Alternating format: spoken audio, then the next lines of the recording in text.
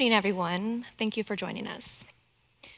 I'm going to briefly share a small portion of some difficult memories with you. Parts of my journey that I've tried to hide and forget due to the shame and embarrassment of where I came from. You see, I was born in a trauma, a mother with mental illness who never quite bonded with me and abruptly abandoned me at a hospital, only later to get me back as a small child and tried to sell me to some random woman. Poverty, a dysfunctional family, emotional neglect, and both mental and sexual abuse.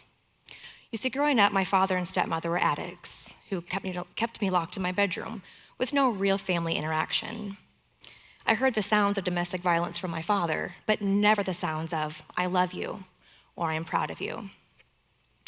Growing up, I was labeled the poor, stinky kid, little, if any, friends. You could kind of consider me like Pigpen from Charlie Brown. Due to having addicts as parents, I often did not have the best living conditions, often coming with no clean clothes, bed linens, and at times, even a toothbrush. So I'm sure that you can imagine the way I must have smelled and looked to others. Life at school was not any better. All of my teachers always looked down upon me due to my home life. I was a target for bullying and humiliation because if we're honest, most parents do not teach their children to be kind to someone how I once looked. I will never forget one teacher in particular. She went out of her way to publicly shame me and humiliate me. She put a box around my desk to separate me from the rest of my classmates. I want you to stop and think for a moment the psychological and emotional damage that does to a small child. When you know that your existence is not only unwanted, but it does not matter. What my teachers failed to see as they looked at me with their stereotypical preconceptions is that I was an extremely bright child. I was eager to excel and prove that I was much more than I had looked. Now, I'm sure you can understand that more trauma and misery followed me throughout my life.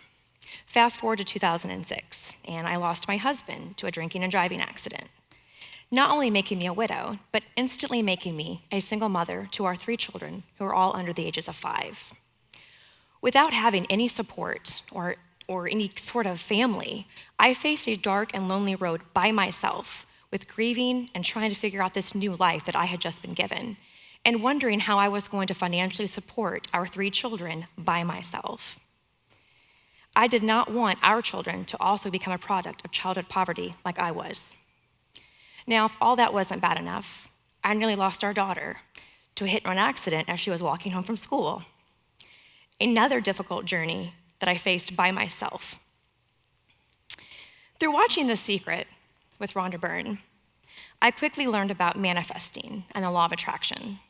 And before that, I had really believed what we were taught about generational curses and thought that God had trapped me in a life of suffering.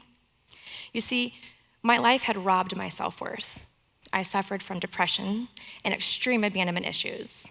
I did not think that I was worthy of love and a happy marriage, friends, success, or what many of you would consider just a normal life. Upon digging into manifesting, I learned that we can create our life with the power of our imagination. It was a fascinating concept to me, and that is when I had my breakthrough. I quickly realized there is no such thing as generational curses, rather the negative result of the subconscious programming due to our childhood and upbringing. I quickly put myself into therapy with a mindset coach who understood these same practices about our mindset.